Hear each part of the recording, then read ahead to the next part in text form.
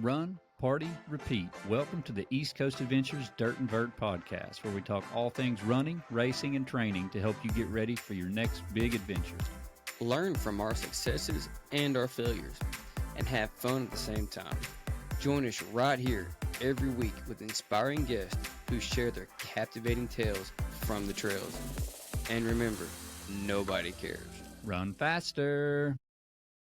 All right. Welcome back to the Dirt and Vert Podcast. I'm David. And I'm Matt. And we have a returning guest with us, Miss Sarah Baker. So if you all recall, or you want to learn more about Sarah and her origin story, you can go listen to that podcast. This podcast is going to be us catching up from where we spoke with Sarah when she was going for her very first FKT attempt on the AT, which didn't go as planned, and she regrouped and went back and set a different FKT on the AT, and very proud of her for that huge accomplishment. Yep. She went self-supported, which is even more radical to even think about, like having to ship all this stuff to post offices and do everything you're doing and planning that logistics out. So we want to hear all about this story, and we do know that it's going to be a pretty incredible story because I caught bits and pieces, obviously, just through Mary here and there. I didn't ask a lot of questions because I just wanted to hear it firsthand from you. So if you don't care, Sarah, tell us how things have progressed since the last time you were on the podcast, and tell us just a little bit briefly about the FKT that didn't go as planned. Yeah. Wow. So it's so hard to go back to that point in time. So much has happened, but yeah, I'll travel back there with you. So I was a completely, I guess, different person too at that point. I feel like I wasn't quite ready for a supported record attempt, honestly. Just as an athlete, I guess maybe I just wanted it so badly. And I think the fear is I'm 43 years old. So I think the fear for me is that I was running out of time to do it.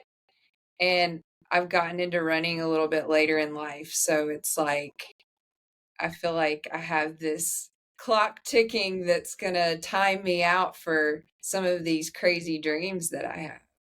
But, so Mary's my coach, and she's kind of like teaching me that might not be the case for, these longer distance things. So, it's just better not to live in fear. And, the big thing is that, believing in yourself and choosing to have a positive mindset and getting up every day and just believing in what you're capable of goes a really long way to achieving dreams.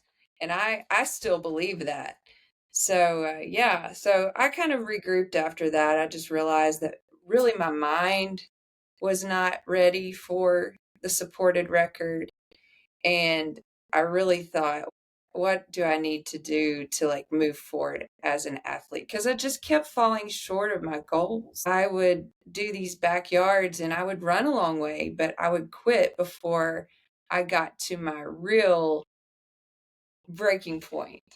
I was too scared to actually go farther into the, pain cave, as they call it.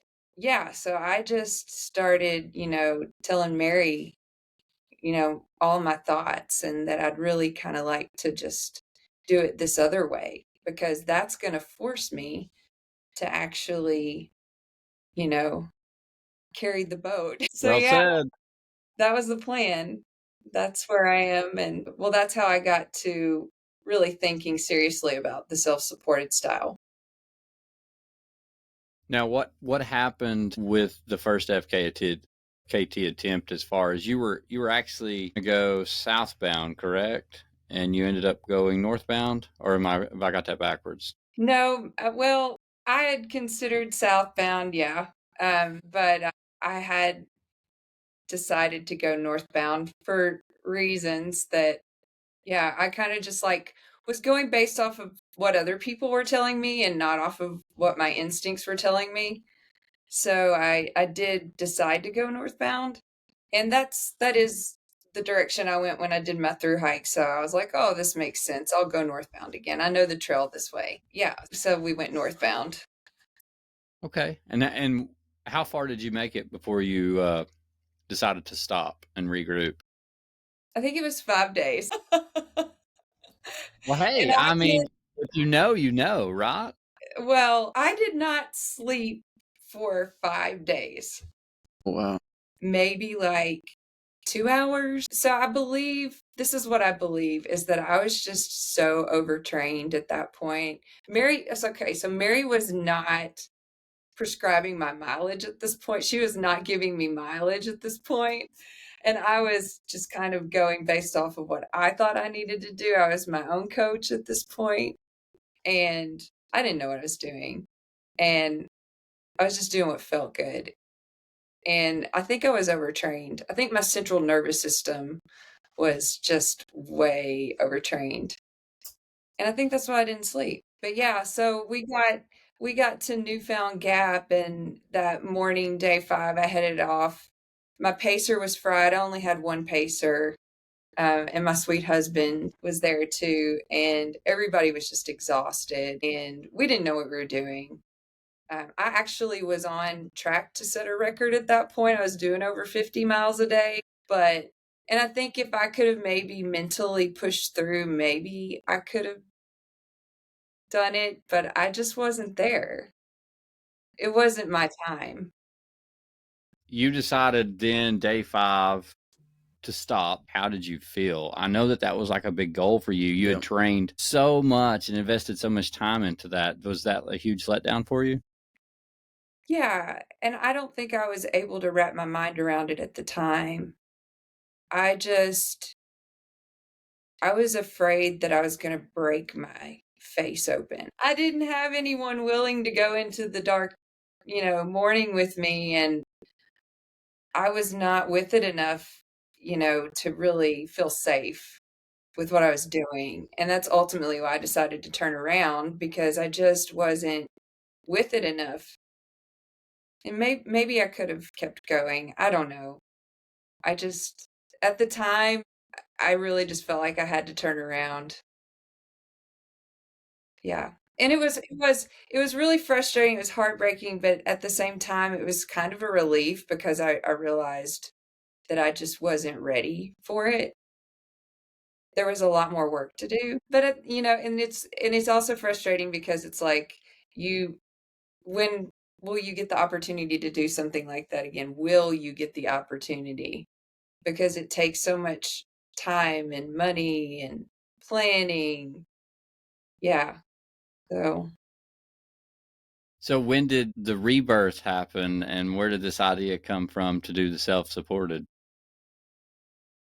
well, I really got home and just focused on resting and recovering, and then like most of us do, we start thinking about our next our Hmm. next race, our next, haunt that we're going after. So it didn't take long for me to really for the wheels to start turning and thinking about how I was going to move forward. And I really realized that it was a lot it had a lot to do with my mind and not being able to push through mentally. And then yeah, I was overtrained physically.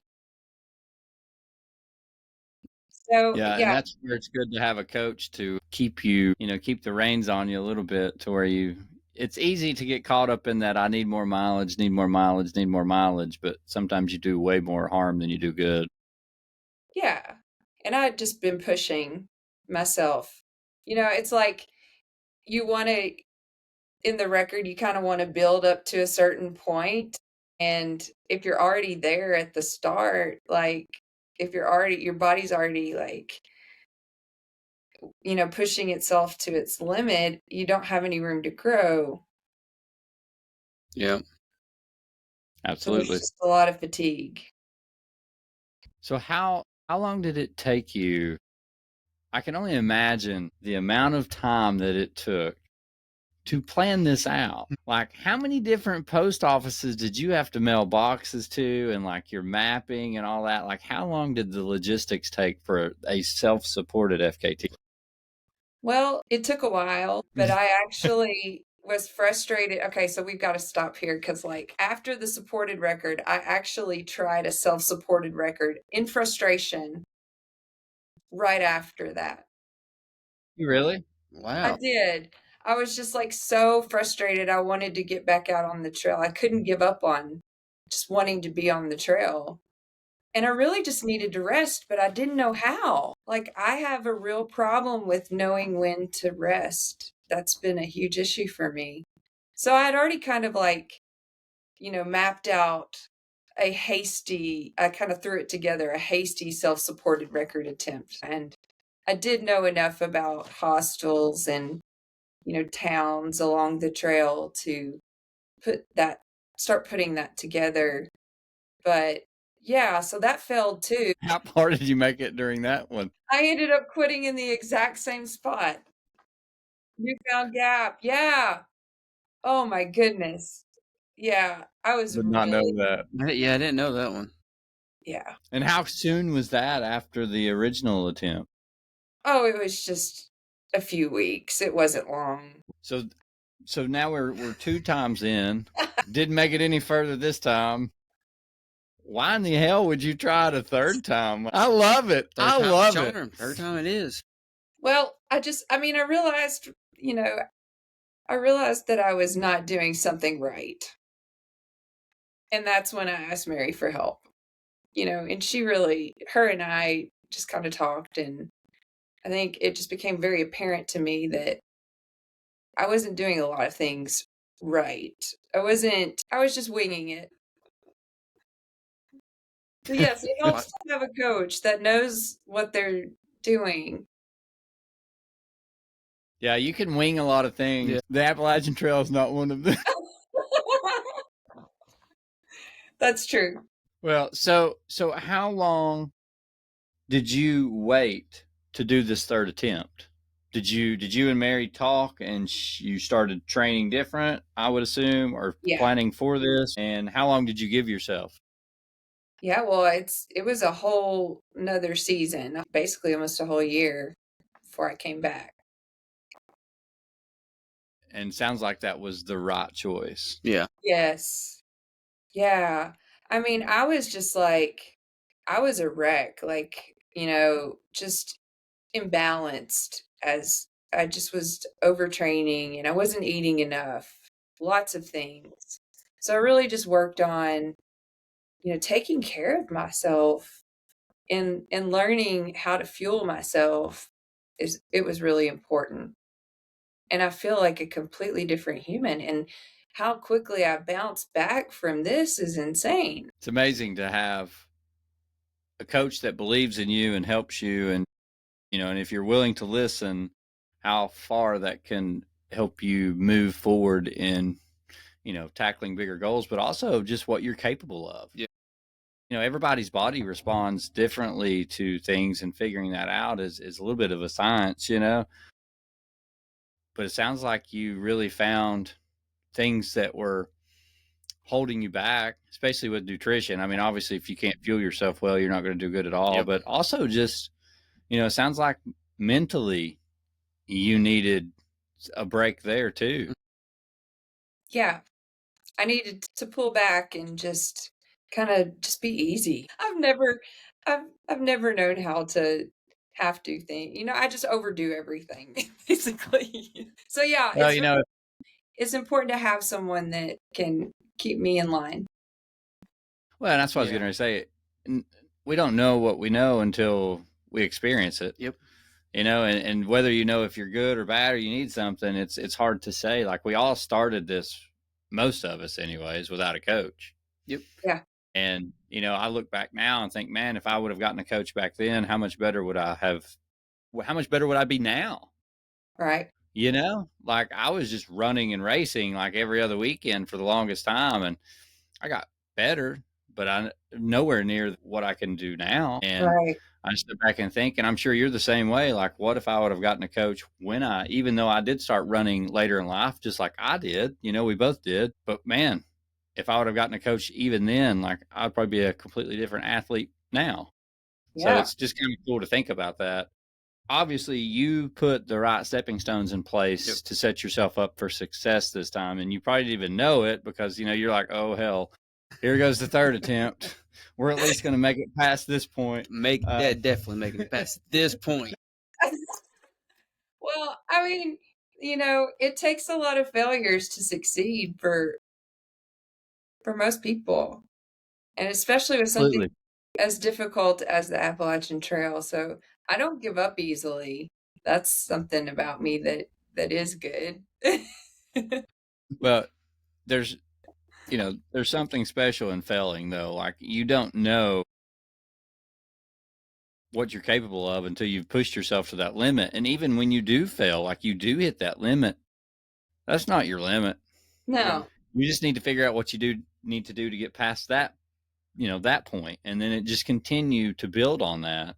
Yeah. And that's what's so great is not being afraid to fail is like the most important thing. Failure is going to happen. You Right. can't run and do what we all do without accepting failure. Yep.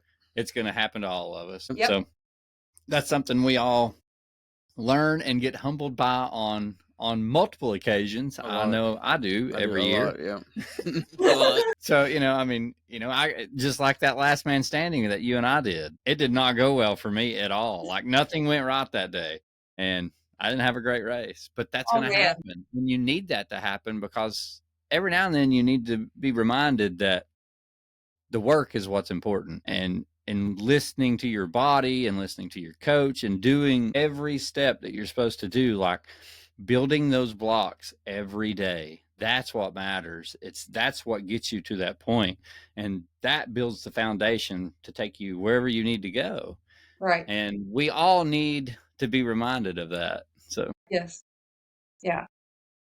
So when you started, absolutely. Yeah. When you started coaching with Mary then, and y'all started working together, did you tell her that you had the plan that you were going to go back the following year and that's what you wanted to focus on?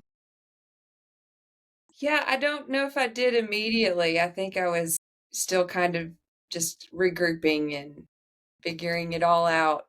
But I did realize that I needed to become more independent. I'd kind of always, not verbally, but in my mind, had blamed circumstances and even like, not that I really thought people were causing me to fail, but like, how you just like, if you don't really realize that you're the problem, like that was me. So I realized that I was the weak one. I was the weakest link. Wow. Yeah. That's hard. That's hard to accept. Yeah. So that was Good for ultimately you. Good for you for like digging deep to learn that. Like that's some self-reflection that was probably very hard. Yeah, it was. It was necessary. And that's ultimately why I decided to do it self-supported, because I needed to believe in myself.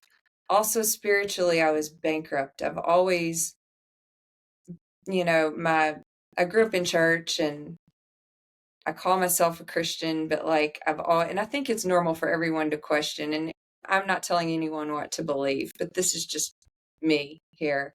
So, like, I've always struggled with my faith. And for me, this was also a spiritual journey about really knowing if I could put my trust in God and not just myself. And that is the reason that I was able to continue through all of the discomfort, all of the crap that happened to me out there. It was because I wanted to go home. When I got norovirus in Virginia, I mean, I was just barely getting started. I was in Southern Virginia and I did a 4.4-mile day, and I've never been that sick in my entire life. Yeah, I want to hear this story. I actually want you to walk us through the AT. Can you think you could do that from just like tell us like the major events as you went through from the start, like what your even, maybe start us out with what was your goal? What was your goal FKT time? Yeah, my goal was to best Heather Anderson's 54-day record, and that has stood for a long time, and it is quite the record. And I believe that is like 41 miles a day or 40.5 miles a day average. So yeah, I started, so let me back up here.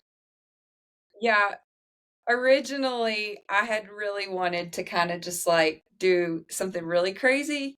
Imagine that. I wanted to do a yo-yo of the trail, like go Oh north. my gosh, really? No. So I was gonna, try to. So those two failed attempts really pumped up your confidence. Ready to go. We are doing this. I felt really good. I did. I felt really, really good going into this. And yeah, so my plan was to do a yo-yo if possible. And Man. so, yeah, I got out there and I just felt really good. So I was like, I'm going to go after it northbound.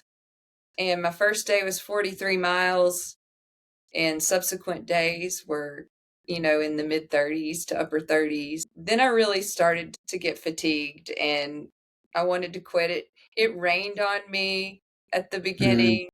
I remember it was like my second night on trail, and there's this beautiful camp spot, and I saw two baby bears, and then I got to this camp spot and there were fireflies and the weather was beautiful, and I had my vestibule open in my tent.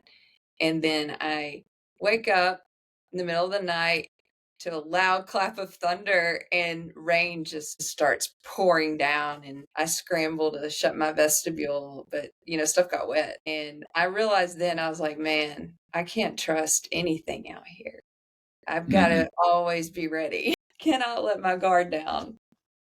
So yeah, it rained on me quite a bit at the beginning, and you just got to push through that first like 7 to 10 days. You feel like you're going to die and fall asleep all at the same time, and you just keep putting one foot in front of the other. I did a lot of praying there, and through that section I did a lot of praying. And yeah, I think like it was like my third night on trail, my sleeping pad popped. My. I had this tiny, like, it was a ultralight Nemo pad, and it got a pinhole in it somehow. And luckily I was going into the knock on day 4, so I was able to buy a new pad there, because, you can't really, you have to walk to these places. So yeah, thankfully that happened right before the knock. Never been there. That's definitely not something you wanted to happen right out of the gate, though. No. Week or No. two. Yeah. So you started out with 30-ish miles, then dropped to 30, and you were trying to just survive those 10 days. Because I've from everything that I've read and understand, your body takes like 5 to 10 days to really start adapting to all the stress you're throwing at it, and you just get completely like distraught and almost overwhelmed, because everything's hurting so bad and you're fatigued so bad. But then at some point your body just kind of starts to adapt to the stress and you start to feel a little better. When did that happen for you? Yeah, I'm trying to think exactly when it happened, because it was almost like a light switch. It was, I believe, coming out of the Smokies is when I really felt like I started to adapt, going through hot springs. And yeah, I was just able to feel stronger and mentally clearer. The problem I had, though, the whole time was being able to wake up as early as I wanted. I kept sleeping in until like 6. And I really wanted to get up at 4, but I could not rally for some reason. But yeah, I didn't do the time on feet that I could have done. So that's kind of like, looking back, I know that I could have spent more time on my feet and did more miles. Really though, when I got Noro, I realized that I was not going to be able to get Heather's record. What day did you get Noro? Like, so we're to the point where your camping pad popped and you bought your new camping pad. And then what does that take us into? Like is that like 5, 6, 7 days in so far? Yeah, I believe so. How far in were you before you got when you got norovirus? I was in Pearisburg, Virginia. So that, Okay. that's Yeah, so you're north. still quite a ways away from that. Yeah. Okay. So take us real quick to lead us all the way up to norovirus. Like we got the camping pad, and you're going through some like changes right now because all of the stress that's hitting your body. Obviously, anybody that's been on the AT realized how difficult of a Yeah. trail this is, anyways. So it's when you say you're fatigued. Yeah, definitely fatigued. But take us through real quick, just high level, like how anything major happened from there to norovirus that you want to share with us, and how things went. Yeah, the Smokies went well. I, got to see some other through hikers in that section, and everybody was kind of like cheering me on. It was really cool to just pop into. I remember popping into Tri-Corner Shelter, and there was a huge group of through hikers, and I was like, I gotta keep going, and they're like, why? And I told them what I was doing, and they're all like, that's so cool, and everybody was just so supportive of what I was trying to do. And going through Hot Springs, I stopped at the Smoky Mountain Diner. I planned ahead for that because I knew I wanted that breakfast, and I got it. And I know some of the people there, like they were just like, "You got this." Everybody was just, you know, really positive about what I was doing, and it's nice because that's right on the trail, so you can just like pop in there and get breakfast and get right back on the trail. Hot Springs is one of those towns that's just right there. And yeah, so the actually it's so ironic coming through where I live, the Roan Highlands and all of this. Irwin, Uncle Johnny's was the first place that I got a shower. Oh wow, That's a long time. yeah. Yeah, it was a long time. I was so disgusting. I mean, I've never ever been that disgusting, not even on the PCT. And yeah, well, in the AT, so especially the northbound season is just like so humid. It's like a jungle, and there's Mm-hmm. just so much rain. And yeah, so you cannot, I mean, you just can't stay clean. You're just a big grease spot. So I kept my hair back with a buff and, just took wet wipes. I sent myself a certain amount of wet wipes in my resupply packages, and I tried to clean up every night when I got done with my day. But yeah, you still are just disgusting because I couldn't wash my clothes. And I know some people would get in the streams, but like I just did not feel right about getting in those beautiful, pristine streams, especially because I had like sunscreen on me and bug spray. Sometimes I didn't carry bug spray, but like if I saw bug spray that someone had, I'd say, I'd beg them to use their bug spray, which is allowed on a self-supported record. You can like ask for things, you can beg for Mm-hmm. things. So if you're like really desperate, and I didn't do that a lot, but if the bugs were just so bad that I couldn't stand it and someone had bug spray, I'd beg them for it. Like, can I get a spray of your bug spray, please? But I didn't feel right getting in the streams because I had that stuff on my body. And yeah. So my first shower was at Uncle Johnny's in Irwin. And then I got into the Helene, detour area.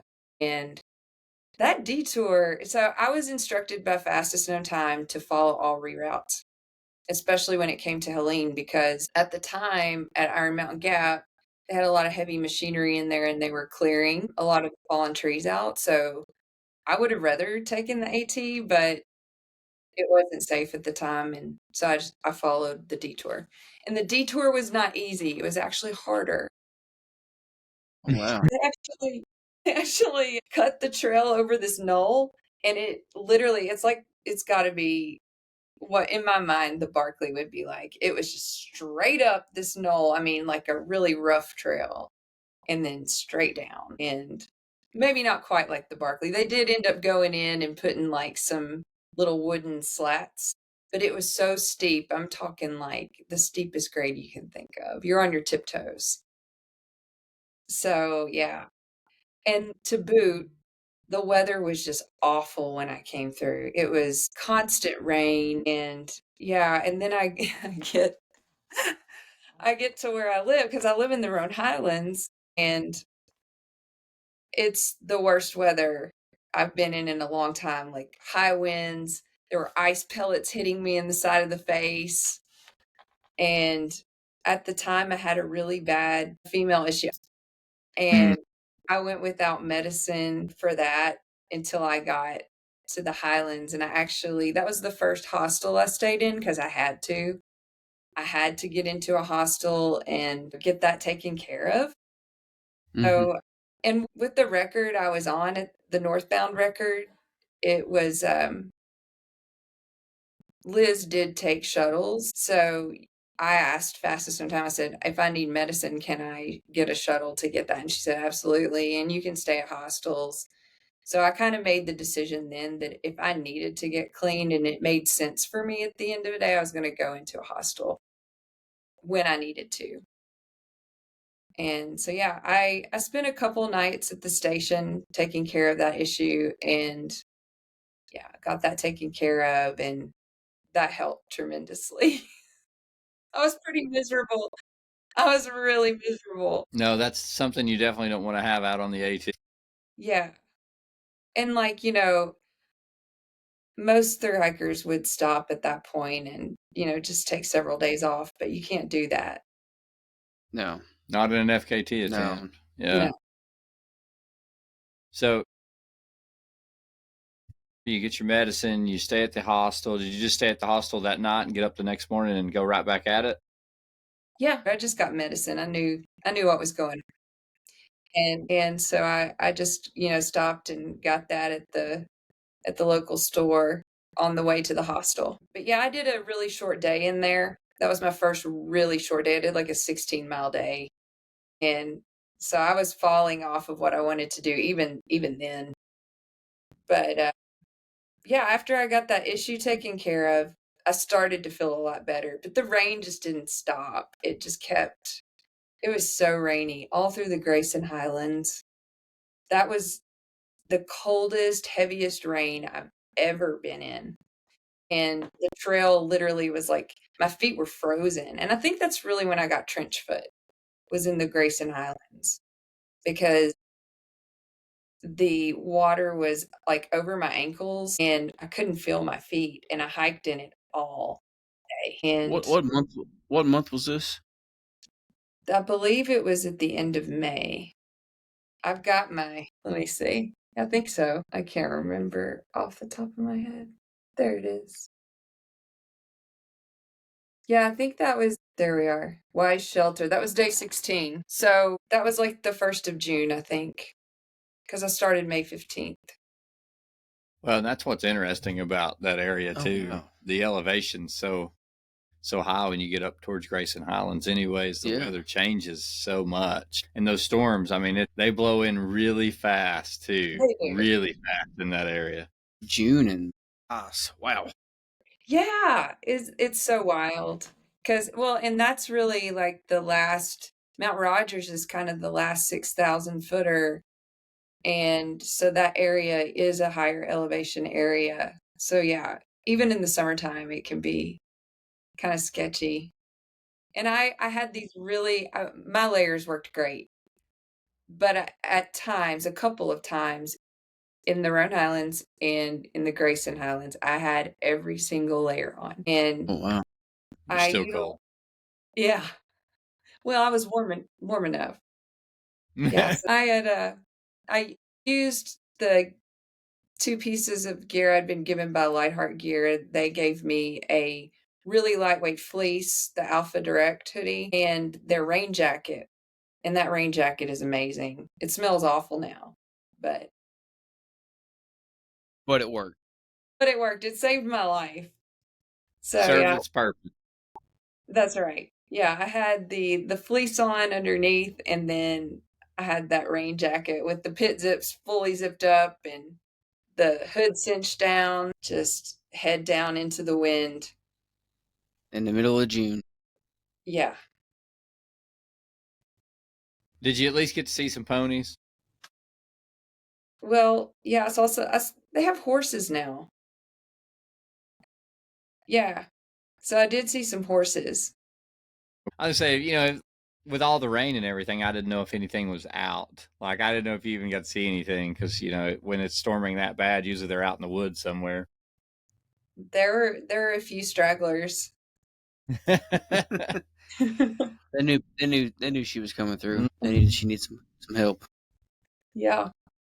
So trench foot probably didn't help much with this. And I saw the picture of your foot. So we'll share that on the second screen over on the podcast release. If anybody wants to see it, they can swipe right, but we won't make that the front one. But it does look rough. Did that bother you? I mean, obviously, did that cause some issues for the short term? Oh, yeah. I mean, it hurt so badly. Mm-hmm. And if you look at the picture, I don't know if you can see it, but there were like little holes. And right in the central part of my foot, there were 3 holes that had this callus. And that callus felt like it went all the way down, almost to my bone. And it was like I was stepping on a pebble. That's what it felt like. And at first it was manageable. I got some cream, some Neosporin cream with the lidocaine in it. I'd actually brought that with me, and I ended up later getting some antifungal cream, but I started with that Neosporin numbing cream, and I just slathered it on my feet morning and night, and eventually I got foot powder too. I just kept trying everything, but it never fully cleared up because as soon as, you know, I'd get it maybe a little bit better, the rain would come back. That sounds exactly like Vol State. That's what I did the same thing with lidocaine, like icy hot, sprayed all over it, wrapped it. It didn't fix it. Right. So you're what? How many days? You're day 16, 17? Is that right? Is that what you said? That was the Grayson Highlands, yeah. Yeah. And that's about when the trench foot started? Yes. And So so you knew you had to deal with that for like the next ish days. well, I That's did the thing to think about, isn't it? honestly, I guess I was hoping, I'm an eternal optimist. I was hoping that it would somehow clear up, that I Stop would raining. be able to doctor it enough that it would clear up. Did you get it good enough to where you could at least tolerate it? Like, or was it just excruciating every time you would walk? Well, it got progressively worse. Yeah. It started where it was manageable and then it just progressively got worse. And so I was moving toward partnership shelter at the end of the Grayson Highlands and moving on into Virginia. And I ended up stopping there and I met all kinds of interesting thru hikers there. But I mean, it just dumped rain on me coming into that shelter. I was going to go further that day, but this icy rain just, I mean, soaked everything, me, my feet. The trail was a river again. And I was like, I know at Partnership Shelter, I can order a pizza. And there were other thru hikers there. So sometimes I would just stop because I was like, you know, I know what I have to do to stay on this record. And it was,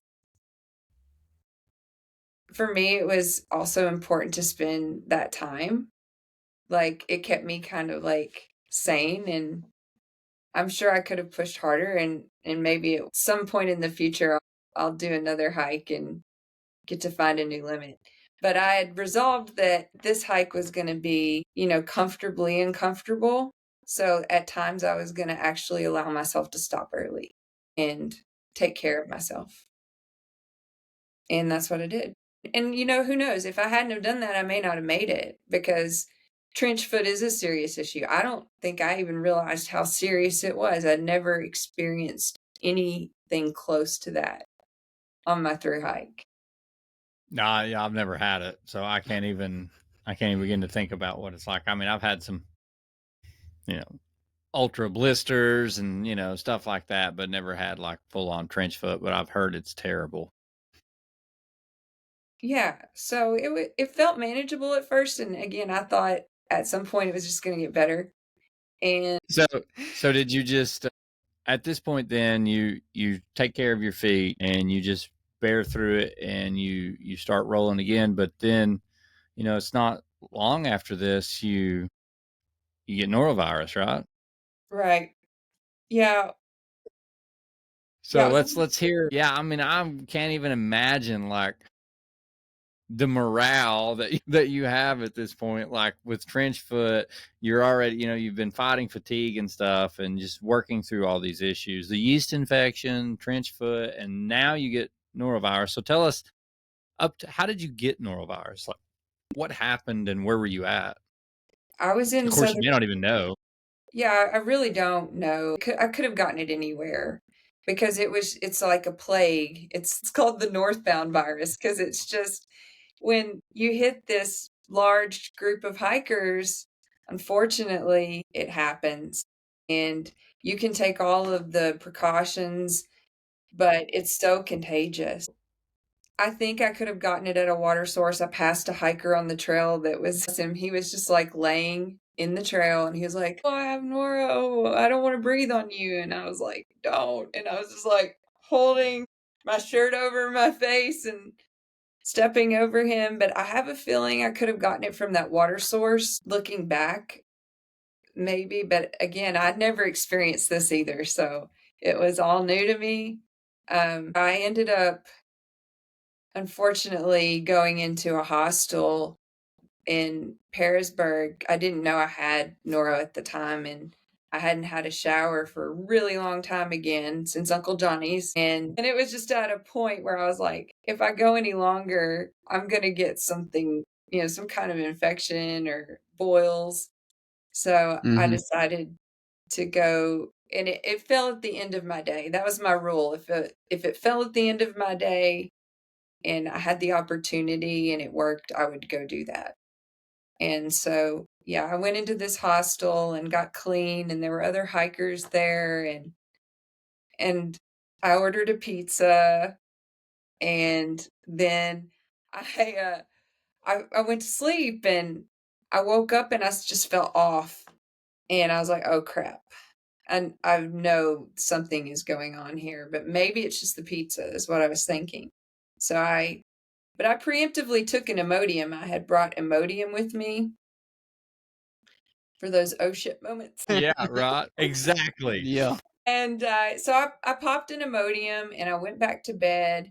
And a few hours later, I woke up and I barely got the trash can. It was just like projectile vomit, and I barely caught it. And it just kept going on until there was nothing left inside me. And I woke up that next morning. I was supposed to go back really early to the trail, and I let the staff know from a distance. I was like, this is not good. And yeah, that's a whole nother story that I'm not going to tell on here. You'll have to hear that in my book. I just, I've got to figure out a way it was a lot of drama, unfortunately. And I just need to find a way to say that with love. And yeah, so I was in a really bad situation. I wasn't treated very kindly, and I'll say that much. And that was the hardest, lowest point of the whole thing. And I really this was at the hostel? yeah, I just wanted to quit. I just wanted to give up right then. And so anyway, I got out of this room that I had stayed in, I'd rented, and I set up my tent far away from everyone, and it was boiling hot. And I thought I was going to die. I was dehydrated. I didn't have the strength to even get up and get water. And I ended up texting the staff and saying, is there any way I can just get back to trail? And they agreed, and they wore a mask, and they took me back to where I had shuttled into that hostel back to the trail. And I I was just like walking until I collapsed. Basically, I'd walk a quarter mile and I'd collapse and I'd fall asleep. And then I'd wake back up and hike another little quarter mile or tenth of a mile and fall asleep until I knew from my prior through hike that there was a road crossing. It's called Clendenin and Pocahontas Road, and there's a stream there. And I was like, I'll just stealth camp there. And so, yeah, I got there and I set up my camp and I just fell into the deepest feverish sleep I've ever been in. And I woke up really sweaty and I was out of water. So I did get up. It was still daylight. I went and filtered some water and then I just went back to sleep. And sometime after the sunset, I woke up to flashlights all around my camp. And I was like, oh my goodness, what is this? And I was like, oh, this is why we never sleep at road crossings. And I was really kind of worried. And then I hear this vehicle drive around. So I'm like camped kind of behind these bushes, and then the road comes around this way. And I hear this vehicle drive around and they stop.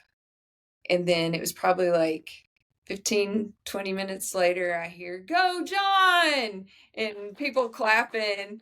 And it was John Kelly and his crew.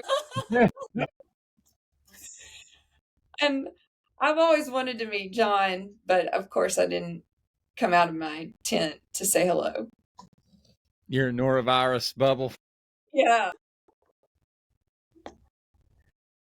But they did spend the night there, and I heard them leave out early the next morning, and I still was feeling pretty cruddy, and I ended up going back to sleep, and I woke up, I think it was around 8:30, and I decided to keep going.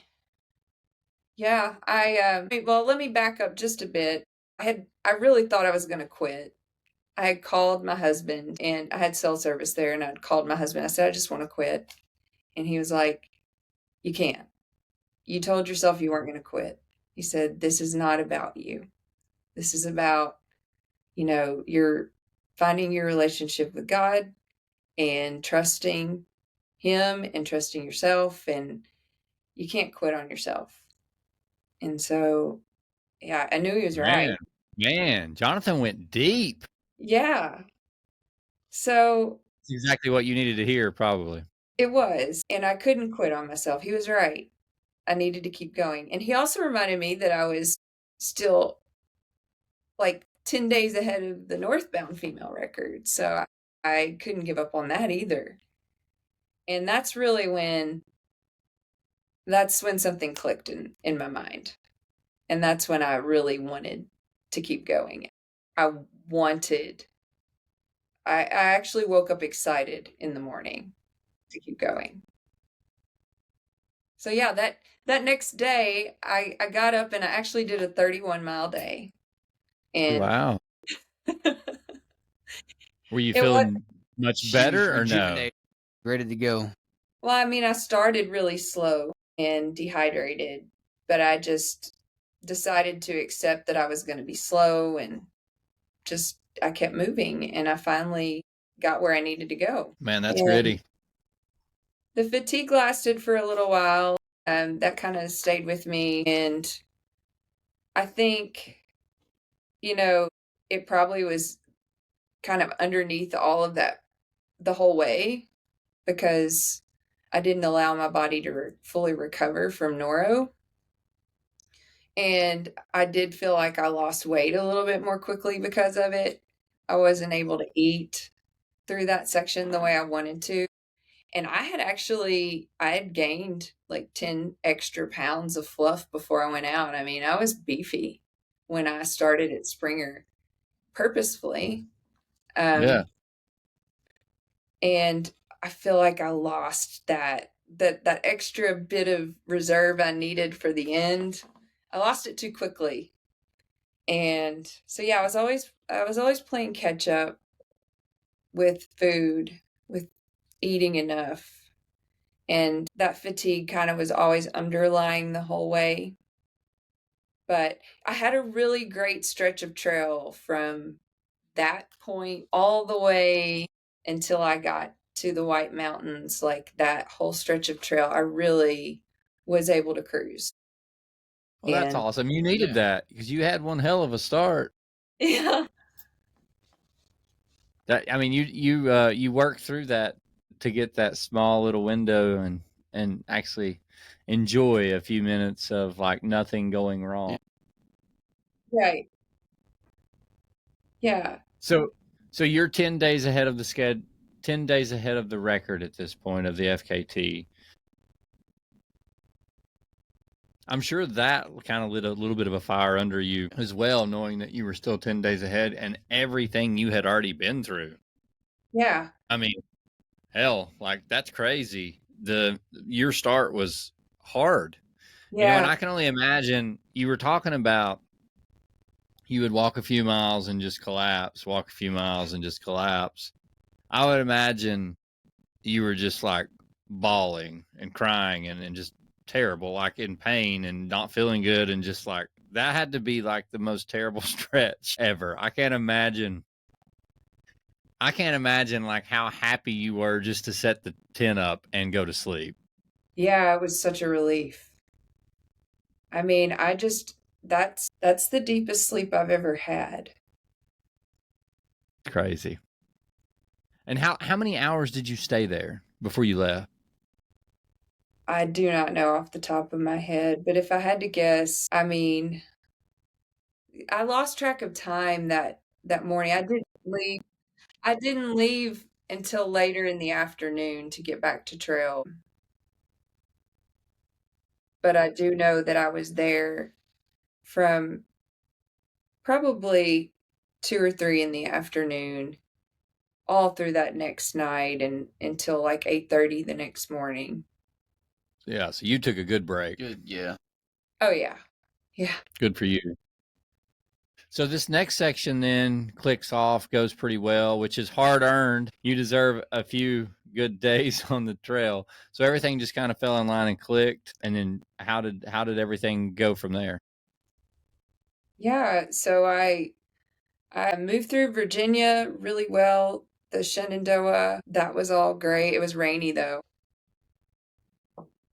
It was really rainy there. And then on into West Virginia. In Pennsylvania, I don't know. I feel like that's when I peaked in the whole trail because and that's generally a really difficult section and there was a record-breaking heat wave when I went through there. And this is what's crazy. That heat wave hit right as I got to the rocks. So the first part of PA is really nice and it's farmland and the trail's really easy and cruisy. And there's lots to eat along there's like the burger at Pine Grove Furnace and then you go through Boiling Springs and there's lovely restaurants there. So like you're eating really well. And so I was getting really pumped about it. You know, I'm eating really well. And then this record breaking heat wave and it's like 97, 98 degrees. And it's like clockwork. It hit me just right as I got to the rocks. I got to Swatera and I would try to talk to my husband, Jonathan, like at least every other day. And he's like, get ready. He was like, we're praying for you. He was like, but this is going to be rough. And it was. And like, it wasn't. So like, you know, I didn't see a whole lot of hikers in this section, but the hikers that were on trail, everybody was off trail. And I think I saw one other hiker and he was laying on a rock near heat exhaustion. And yeah, I was offering him some of my water, which he didn't accept. And I worried about him the whole rest of the day. But yeah, I was out there basically by myself, or so I thought.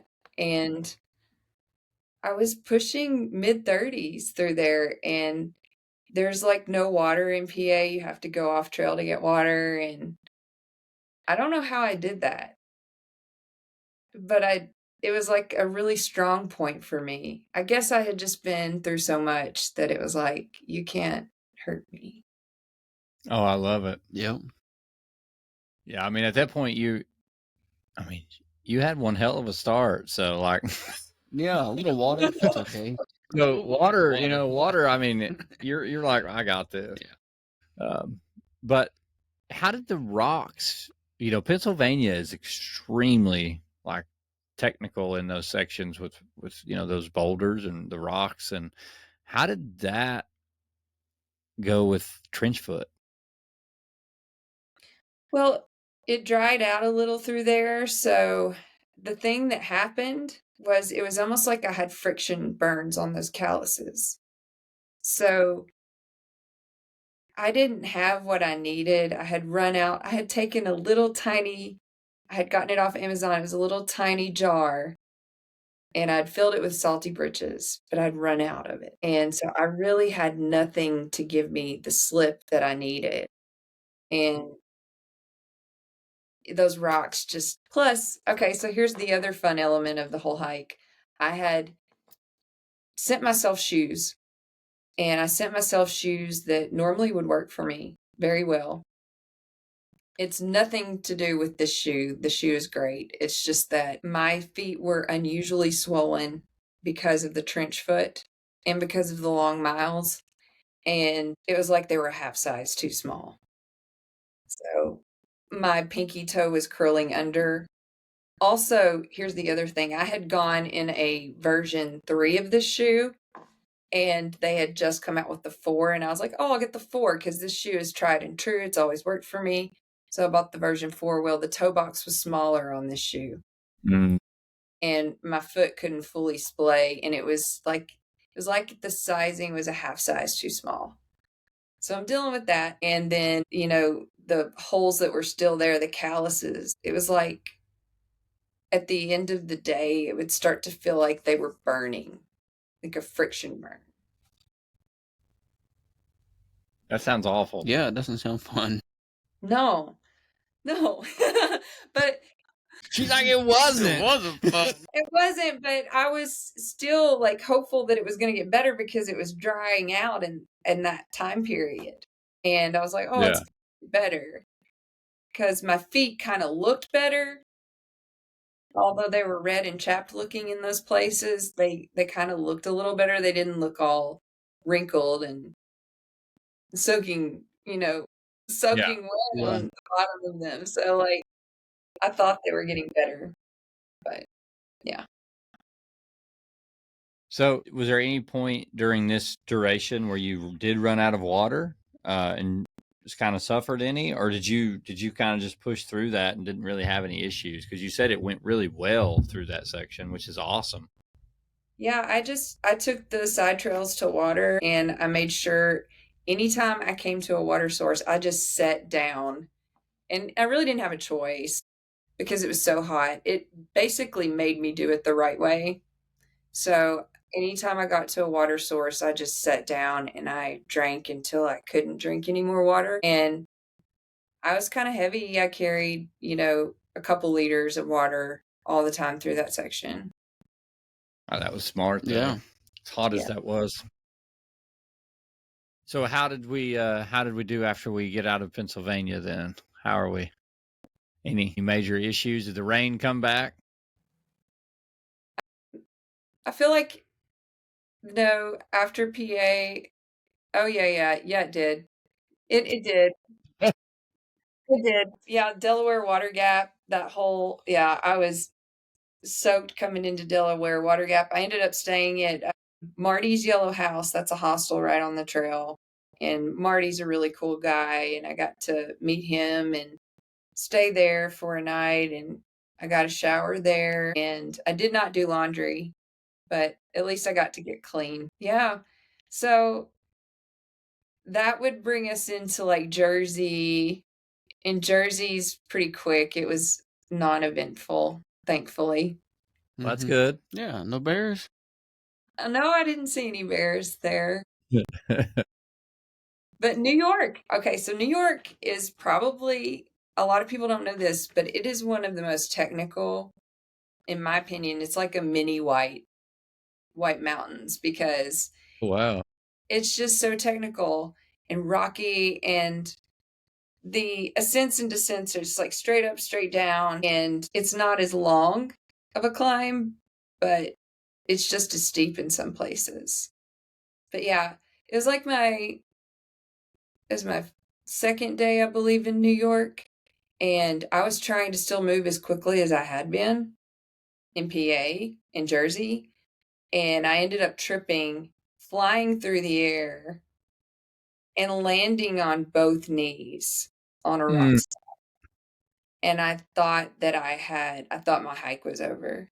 I thought I had shattered my kneecap, and it wasn't. It was black and blue, and it did feel like something was messed up at first. And so I just kind of like lay there just screaming.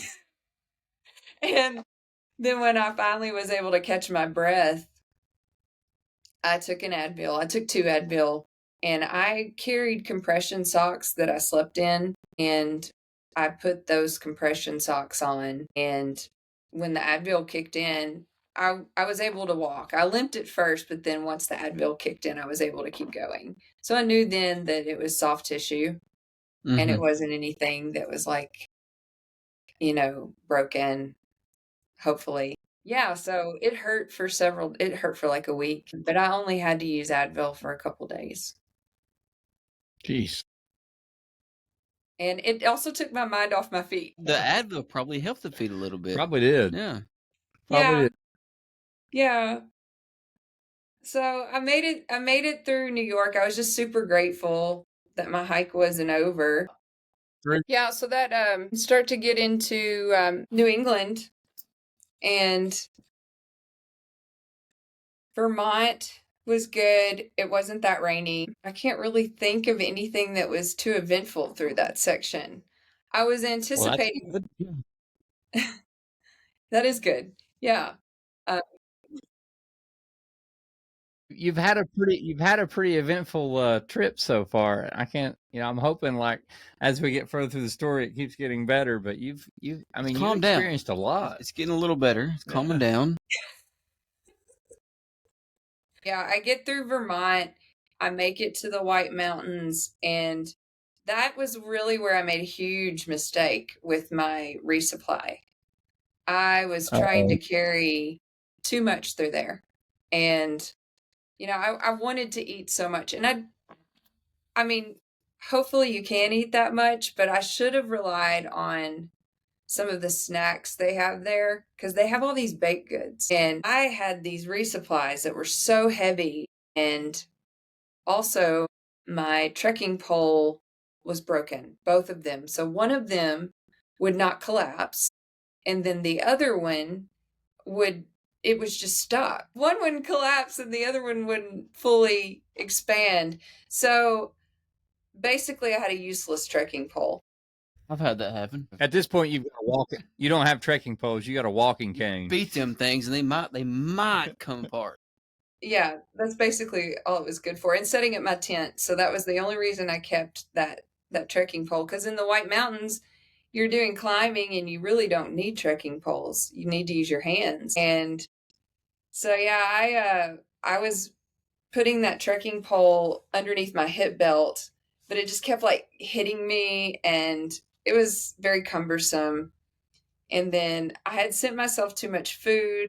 So, you slow down in the Whites, but I was really slow, and I was starting to get tired there. And part of it was because I'd sent myself too much food, but part of it was just because I was getting too thin.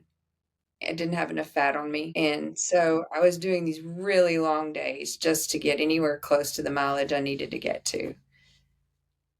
And I remember it was like the second day, I just sat down on a rock and I was crying. I had my face in my hands, and another hiker came up to me. He was like, I know. He's like, this is really tough. I was like, I just can't do what I wanted to do here. And I just realized then that I just needed to move slower. And so I just was like a turtle, and I burned less calories that way. And I just did a lot of time on feet. Goodness. That was pretty mentally. I really started to get very tired mentally in that section. And there was What a was guy, your? Oh, go ahead. there was a hiker named Tigger that came up to me. I had made it to one of the huts for breakfast. They had leftover eggs and leftover cinnamon rolls, and that Ooh, was like yeah. the best thing to me because I hadn't had real food in so long. And this hiker named Tigger, he comes up to me. He said, "Are you Gazelle?" I was like, "Yeah." He was like, "I've heard about what you're doing." And he said, "I just want you to know that I think what you're doing is awesome." And he started tearing up and he said, "Can I give you a hug?" And I was like, "Sure." And he hugged me. And I hadn't had anyone care about me since I was out there. And I just fell apart. That was one of the most beautiful moments on the trail, was that someone actually cared enough to like hug me and show me some That's comfort. pretty awesome. Well, I bet you were an emotional wreck too.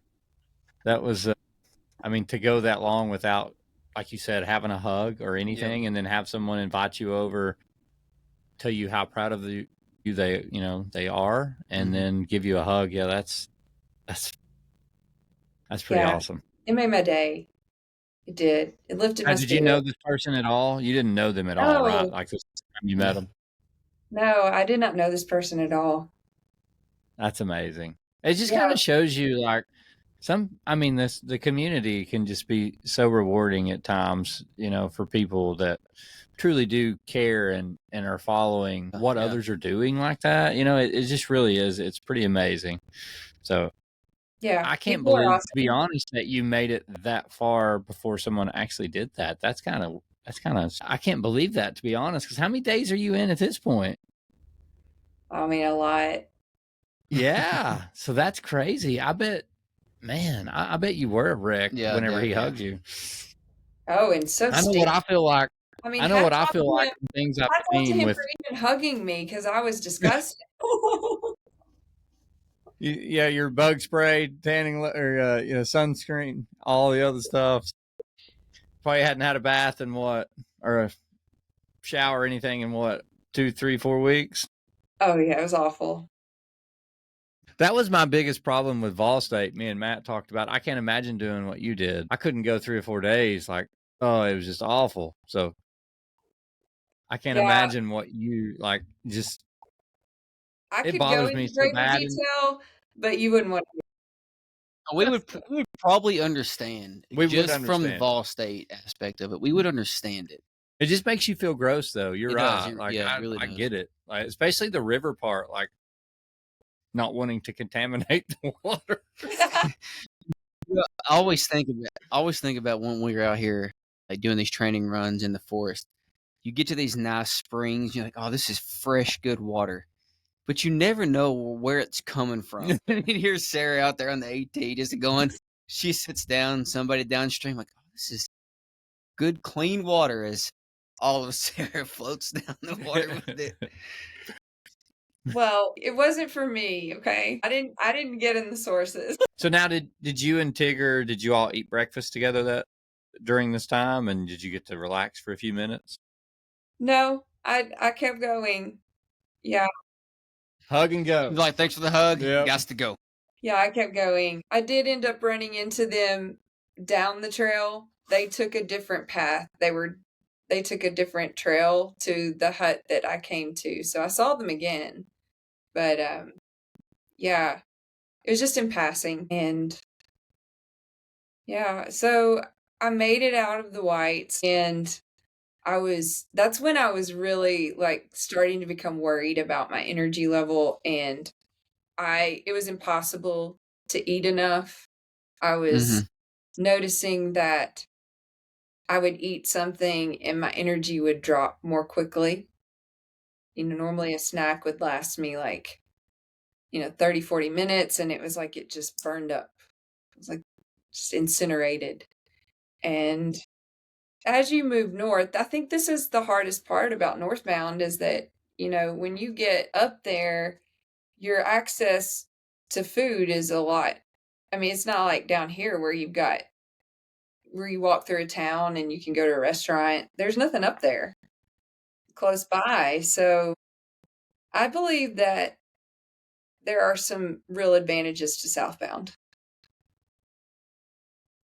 And I think that's also what makes String Bean's record, his self-supported record, so dang impressive. I mean, holy moly. I can't even wrap my mind around what he did. That he went northbound and he set the record he did is insane. So yeah. He's a pretty damn good athlete, period. Oh, yeah. Like, he really is. But yeah, I made it out of the whites and then into southern Maine, and I was just hanging on through that whole section. And my average going into the whites was 31 miles a day.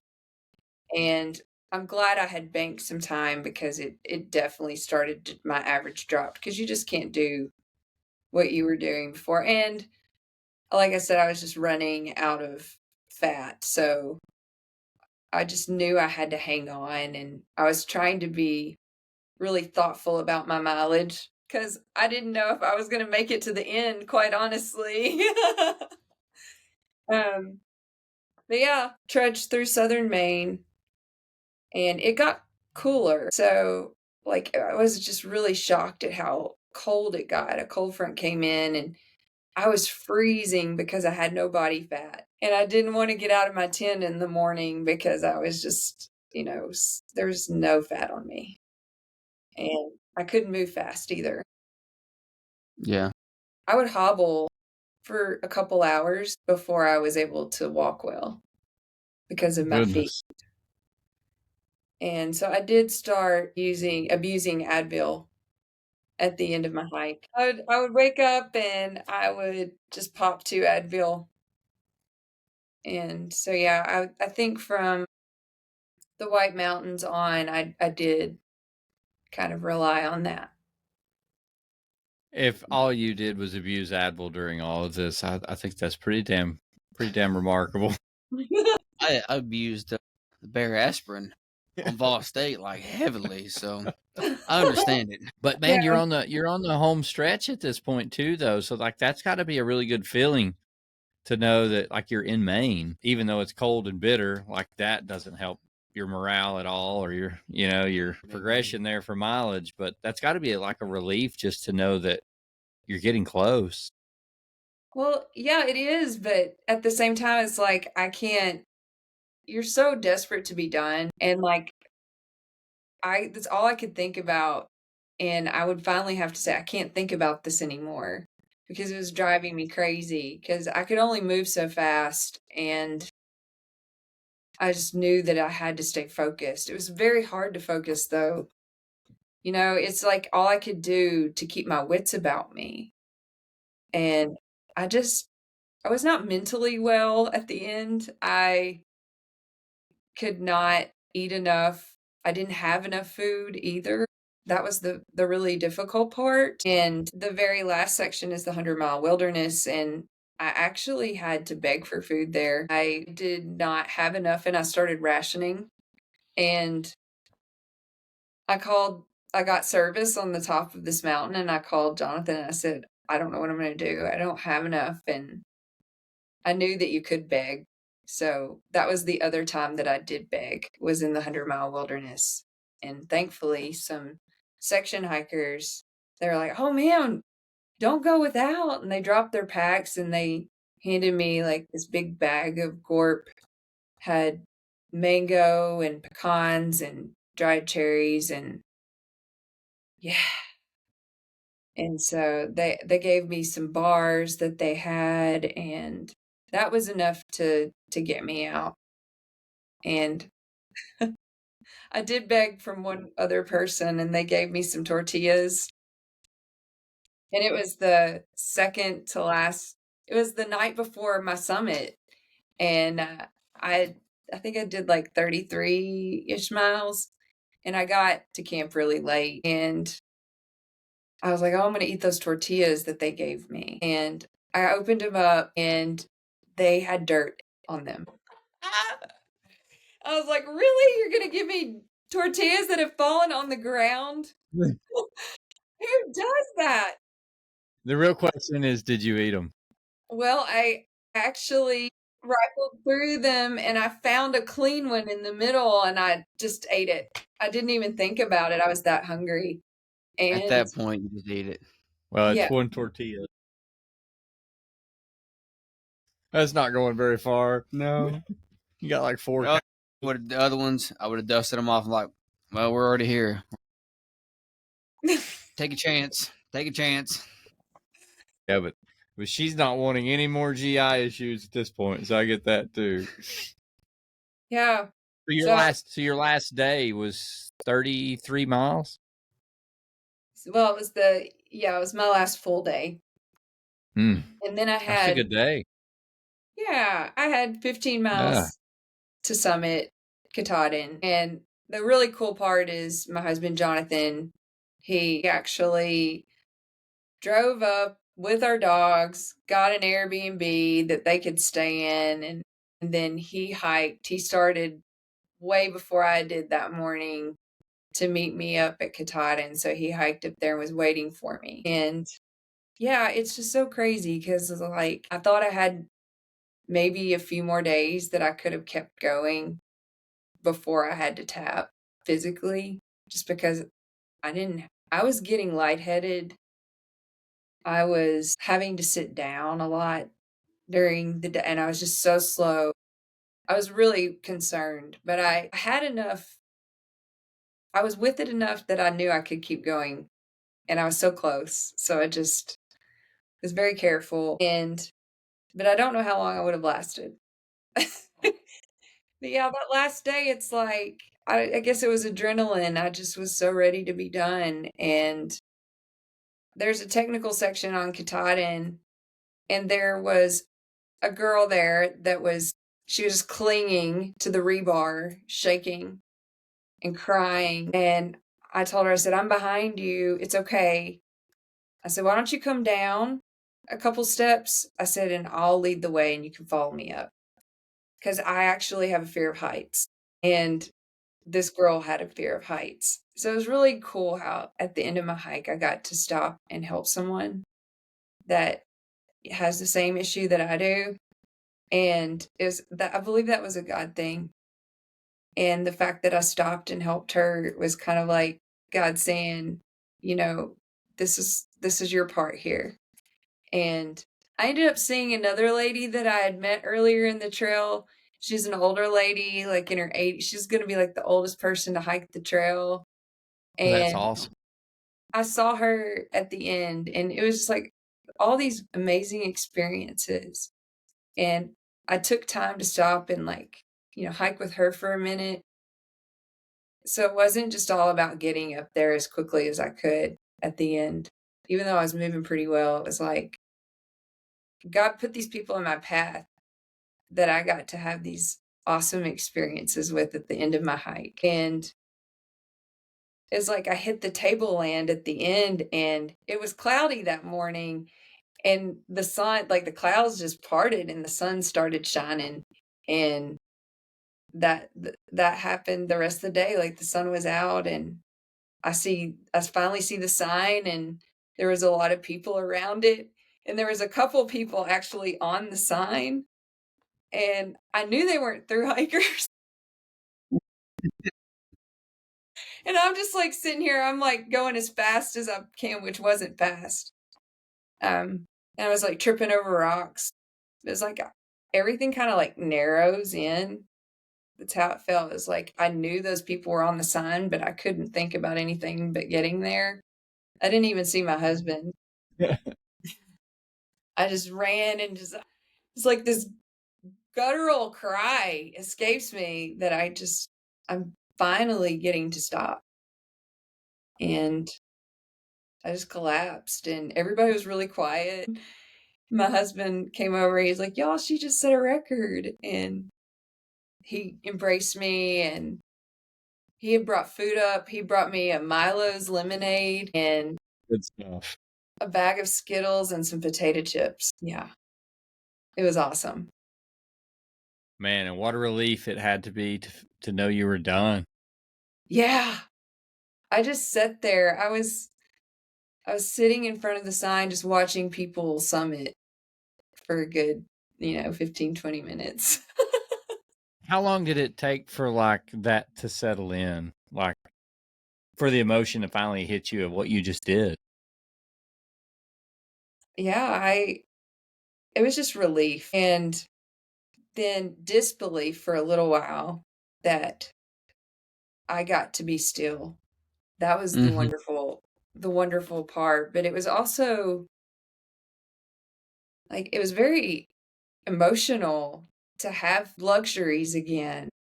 I can't explain how much gratitude I had, and I wish I could hold on to that feeling, but it's like it escapes you too quickly. The world we live in, we just have everything we want Mhm. whenever we want it, and it's such a beautiful thing to be so grateful.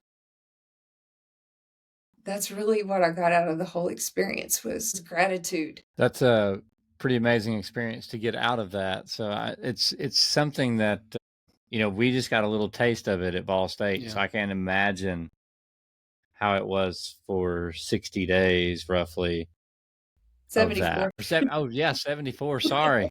No, it's okay.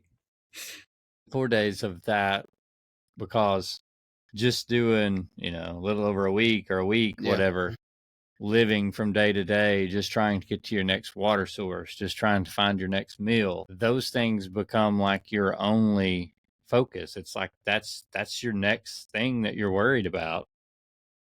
And everything else in the whole world just kind of is forgotten Yep. because all you're worried about is how am I going to feed myself? How am I going to get water? Where am I going to sleep? And you're right. Like those things we take for granted so much, but when you get the opportunity to be put in a position like you're in, where you got to live like that for 70 plus days, I can't imagine how much that changed just your whole perspective. Yeah. It did us just for a week. Yeah. I can't imagine 70 days. Yeah, because I mean, we're choosing to suffer and we're choosing to, I was choosing to be hungry. I was choosing all of this discomfort, bugs in my eyes, and, they would follow me for miles and I couldn't escape it. And finally, you just find some sort of acceptance of it. But then there's people that live in conditions all over the world that don't have a choice. They live in filth. They have bugs in their eyes. That's what I thought. I was like, man, there are children that actually don't have a choice. I have a choice. And that's what made it finally a lot easier for me to keep going because I'm so lucky. We're all so lucky. Yeah. Yeah, we're choosing to do this. This isn't our life. Yeah. Like this isn't something we have to live every day. Yeah. Whereas Right. some people do. It's all they have. We just had an event in Nashville, and Greg Armstrong was talking because he's over the Run for Water Foundation or organization, and he was talking, just like where we live, where all of us live right now, near Appalachia. I mean, that's what he was talking about. There are still families that can't get clean water. Yeah.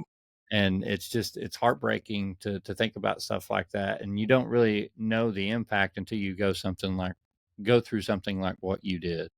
Yeah. Well, and then, there's people that are trapped in addiction. Appalachia is just like, unfortunately, riddled with a meth problem. Mm-hmm. And it's heartbreaking to see that, to see people that are just, they're not even themselves. They're a slave to a substance. And that's something that I'm really passionate about. I want to try to make a difference in my community because it's heartbreaking to see people lost in that. Yeah, so I feel like, this crazy sport that we have is an outlet for us to actually suffer in a positive way Yeah. Yeah, and make a difference. absolutely. And I do believe that just us being a community and suffering in a positive way Mm-hmm. makes a difference. It creates an energy. And, that always moves out into the world and affects people in a good way. Yeah. Yeah, it definitely does that. And it also, I mean, it creates a bond. That's the other thing too. Like when you suffer together like that and you get to experience it with other people, there's a connection there that's a little different than just a normal friendship. Yeah. Definitely. Sarah, so we won't try to take too much more of your time tonight. We've already had you going for an hour and a half, but we do have listener questions for you. Got a couple. So I have to ask you this question because this question always seems to change some for people as their lives change and they find different things that push them towards certain goals. But why do you continue to do this? Why do you continue to chase that FKT after 2 or 3 failed attempts? And you go back and you're like, I'm going to do it again. But why? Why do you continue to do this? Some of it is unexplainable. I've felt called to the Appalachian Trail, and I do think part of it was to have a deeper spiritual connection with my creator, with God. But I think it's bigger than that, and I don't know that I'm done with the Appalachian Trail. I don't have any current plans, but yeah, I think what keeps me going is knowing deep down that it's possible. And yeah, I want to keep trying to do what's possible. Love it. Love it. I mean, without having that type of mindset though, like you almost have to have that, in order to continue to do the things. You have to have the mindset of like wanting to do better and not always really having an answer of why you want to do it. Just knowing that it's like that feeling in your heart or in your mind, you want to do something, you can't explain it. That's something that's hard to describe to people sometimes, and it's hard to explain. And that doesn't mean that you don't go do it because you can't explain it. If you feel strongly about something like that, like there's a reason. So explore it. And I'm glad you did. Yeah. I can't wait to see. I know you're not done with the AT because we can tell just by talking to you that I already know you're going to go back and do something else. So it's pretty apparent to see because you can see the sparkle when you talk about it. Like you can see it come out of you. Like it brings life and it brings joy and it brings a challenge. Yeah, absolutely. I've always loved a challenge. I would not expect anything Obviously. from you. I would not expect anything less from you. She finds a challenge and then she tries to figure out how to make it just a little harder. Yeah. Yo-yo, like that's Right? a challenge. And then we want to try it self-supported. Then we want to try to do this yo-yo thing, and then we'll just keep on going. I love it though. If without that though, you never challenge yourself to find out what you are capable of. So you wouldn't have set this FKT if you wouldn't have kept trying. That's pretty true. Amazing. And congratulations. We haven't said that to you yet, but congratulations on setting the FKT. Well, thanks. Yeah. All right, Mr. Williams, now it is your turn. All right. We got a few questions here. How many times while you were out there did you just tell yourself, I'm quitting this? So many. And when you said that, how did you get your mind back? Like, I'm quitting, and then all of a sudden you're like, I'm not quitting. I'm going. Was there something that you told yourself, or is it just, you had the goal and that's what you were doing? Yeah, I mean, I'd say I'm done. I'm so done. And a lot of times I'd just have to stop. But I'd come so far, it's like all of the things that happened, all of the crappy things that happened ultimately is why I kept going. And because, I wasn't done. The whole reason I went out there was to find my limit and get a closer relationship with God. So that didn't allow me to quit. So yeah, a lot of times I just regroup and be still and pray and try to eat something. Because a lot of times, this is true, I believe it's true, is if you need carbs, you get really weepy, and yeah, if you'll just shove some carbs in your face, a lot of times your perspective will change. That's why I like bread so much. She's very right, though. It's true. It's true. I love bread. All right. We're talking earlier about you doing, your next goal or whatever. Would you consider doing the little brother of the AT, the Benton McKay Trail, FKT? Oh, wow, that's a tough trail. I don't know. I have not even hiked that trail in entirety, so I can't really speak to that. I've only done the first part of that trail, and it's brutal. Holy moly. Yeah. Tara Dower's FKT is crazy on that trail. Yeah. Holy moly. Yeah. I don't know. Well, if you It's do, it's in our backyard. okay. So we're here for it. Okay. Yeah, it's like right up the road. Something to think about. You got plenty of choices. Okay. The next one is what was the most impactful moment on the trail for you? I don't know how to choose just one. I would say probably the hug that Tigger gave me, or just actually getting to Katahdin. Like, the fact that someone cared enough about me and what I was going through to comfort me meant such a great deal. But yeah, I mean, the biggest moment was just being done and having my husband there. He had, stopped everything just to come be there for me at the end.